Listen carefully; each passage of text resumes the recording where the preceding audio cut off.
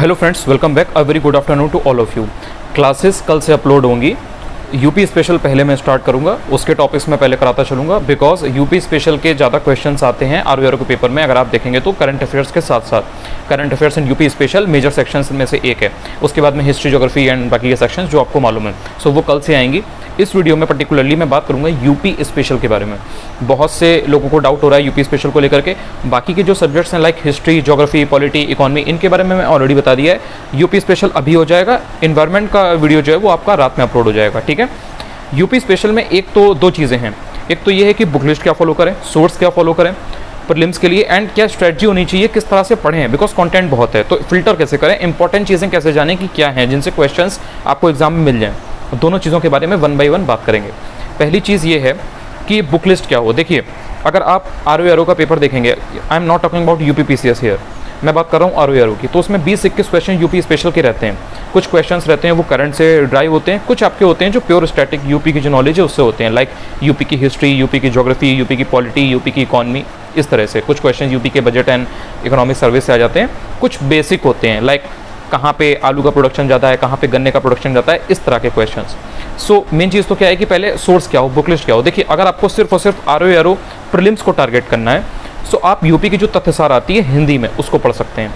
अगर आपको इंग्लिश में पढ़ना है तो यूपी स्पेशल की घटना चक्र की आती है कोर फैक्ट्स के नाम से, वो इंग्लिश के लिए हेल्पफुल रहती है। इससे अगर आप करेंगे तो आपका प्रीलिम्स में आपको फ़ायदा होगा, बेनिफिट ज़्यादा होगा बिकॉज इसमें cut to the point information है। बाकी के जो भी सोर्सेज हैं, जो भी चीज़ें हैं, वो इसी से कॉपी पेस्ट ही है मोर और लेस। जितने भी कंपाइलेशंस वगैरह आपको इधर उधर मिलते हैं, क्योंकि घटना चक्र एक मेन सोर्स रहता है।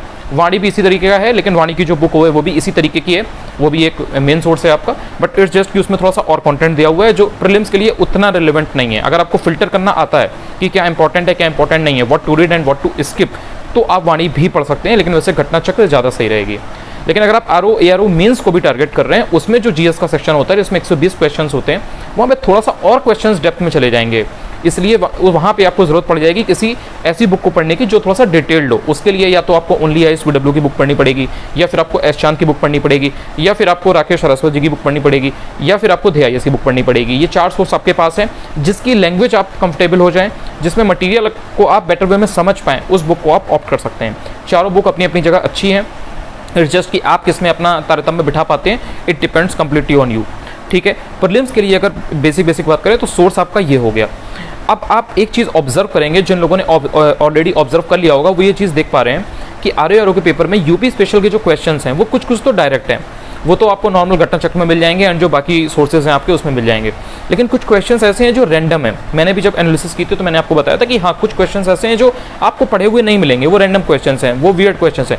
तो उसको लेकर के दो स्ट्रेटजी हो सकती है। देखिए, एक जो चीज़ ये होती है कि या तो आप उन क्वेश्चंस को छोड़ दीजिए, अगर आपका और सब्जेक्ट्स पे कमांड है लाइक हिस्ट्री, ज्योग्राफी, पॉलिटी, ये सब चीज़ें अगर आपकी ठीक हैं, करंट अफेयर्स आप डिसेंट कर ले जा रहे हैं, so there is no need कि आप 10 में से 10 सही करो यूपी स्पेशल में, या 100% एक्यूरेसी रखो एंड 20 के 20 अटैम्प्ट करो।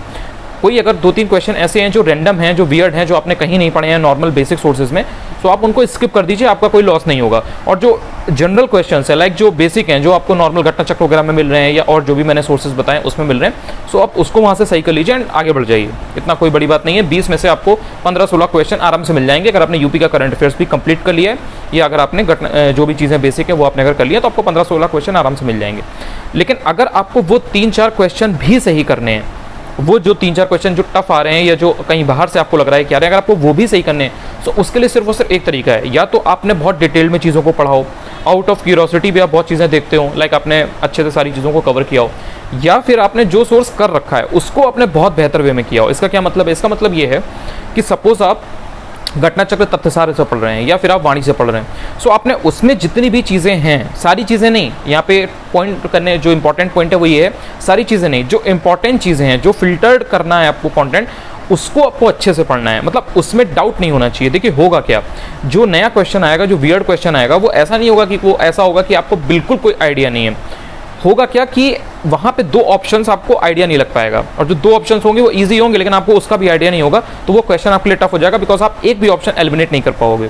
लेकिन अगर आपने जो बेसिक सोर्स है उसको अपने अच्छे से पढ़ रखा है, लाइक आपके पास कमांड है उस पर्टिकुलर टॉपिक पे, उस सब्जेक्ट के ऊपर, सो आप वहाँ पे जो ऑप्शंस आएंगे ना उनको एलिमिनेट कर पाओगे, बिकॉज आपको एक प्रायर नॉलेज रहेगी। तो उससे क्या होगा कि आपका वो कहीं ना कहीं क्वेश्चन सॉल्व हो जाएगा, निकल जाएगा। सो आप 20 में से आराम से 18-19 भी कर पाओगे, लेकिन वो तभी होगा जब आपने डिटेल में पढ़ा है। और उसको पढ़ने के लिए आपको जो पुरानी चीज़ें हैं, जो ईजी चीज़ें हैं, उन पर कमांड होनी चाहिए। अब वो टॉपिक्स की बात अगर की जाए कि कैसे हम ये जानें कि क्या इंपॉर्टेंट है क्या इंपॉर्टेंट नहीं है, बिकॉज यूपी स्पेशल भी बहुत वास्ट सिलेबस हो गया है अब तो, आपको कोई भी चीज़ आप नेगलेक्ट नहीं कर सकते, इग्नोर नहीं कर सकते, स्किप नहीं कर सकते। सो समझना पड़ेगा कि क्या चीज़ें इंपॉर्टेंट हैं जो आयोग अभी तक पूछता आया है अपने 10, 15, 20 साल के इतिहास में। जो भी एग्जाम्स होते हैं तो उसमें यूपी स्पेशल किस तरह से पूछा गया है, अगर आपको ये आइडिया है सो आप बहुत बेटर वे में, ईजी वे में जान पाओगे कि मुझे क्या पढ़ना है, क्या छोड़ देना है, स्किप कर देना है। सो जैसे कुछ क्वेश्चन से मैं आपको थोड़ा सा हिंट देता हूँ, बाकी जब मैं पढ़ाऊंगा जो चीज़ें मैं शेयर करूँगा सो उसमें मैं बाकी चीज़ें शेयर करता रहूँगा, लेकिन मैं अभी आपको समझाने के लिए बता रहा हूँ। जैसे आपको ये देखना है कि जैसे मेले हैं या ODOP है, वन डिस्ट्रिक्ट वन प्रोडक्ट, तो ये पूछा गया था। या इसी तरीके से कानपुर में 2-3 ऑर्गेनाइजेशन है, 2-3 इंस्टीट्यूट है, वो बहुत इंपॉर्टेंट है। आगरा के कोई इंस्टीट्यूट है वो बहुत इंपॉर्टेंट है।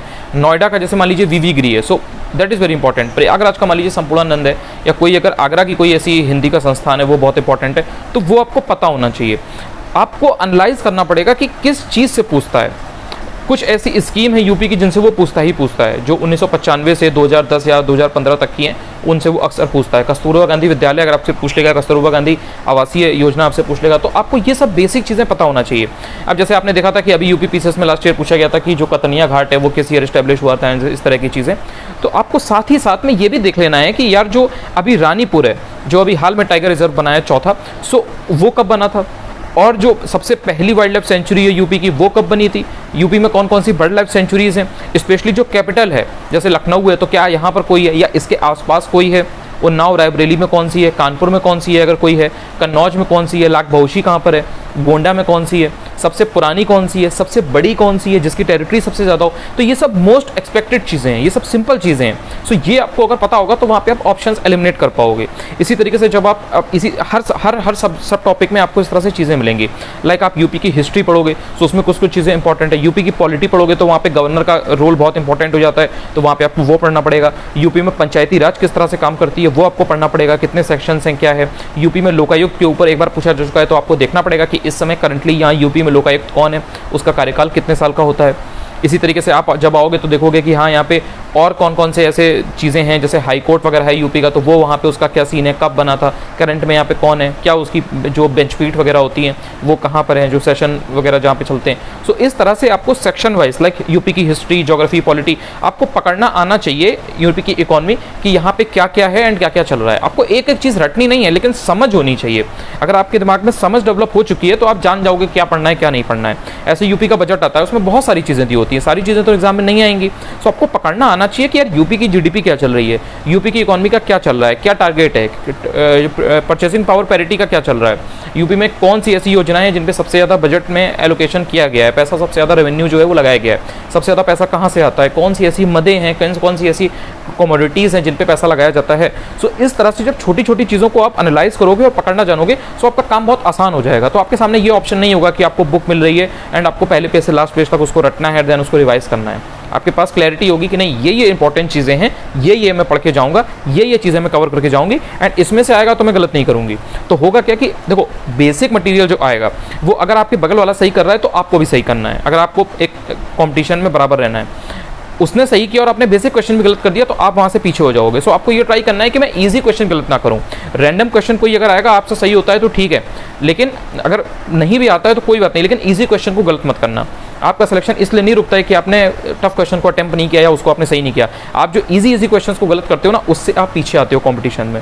सो आपको ध्यान रखना है कि सब नहीं पढ़ना है यूपी स्पेशल में। मैं जब पढ़ाऊंगा तो उसमें मैं कुछ चीज़ें आपको चीट कोड बताता रहूँगा कि यहाँ से देखो इस तरह से थोड़ा सा गेस कर सकते हो कि यार ये इंपॉर्टेंट है, इसको थोड़ा सा एलिमिनेट कर सकते हो। इस तरह से करोगे तो काफ़ी हेल्प मिलेगी। बाकी इन्वायरमेंट का मैं रात में जो वीडियो अपलोड होगा, जो रिलीज़ होगा, उसमें मैं बता दूंगा कि इन्वायरमेंट में किस तरह से करते हैं। अगर टेलीग्राम चैनल अभी तक ज्वाइन नहीं किया है तो चाहो तो उस पर आप जुड़ सकते हो। वहाँ पर भी मैं कुछ चीज़ें शेयर करता रहता हूँ इंपॉर्टेंट, जो आपके काम आ सकती हैं। सेकंड चीज़, अगर आप चैनल पर नए हो, यहाँ पर पहली बार आए हो, आपने वीडियो देखा हो, कभी कोई हेल्प मिलती हो तो आप चाहें तो चैनल को सब्सक्राइब भी कर सकते हैं। लगातार पढ़ते रहिए, पढ़ना किसी भी चीज़ से ज़्यादा इंपॉर्टेंट है। Consistency is the key. Bye bye, take care, signing of.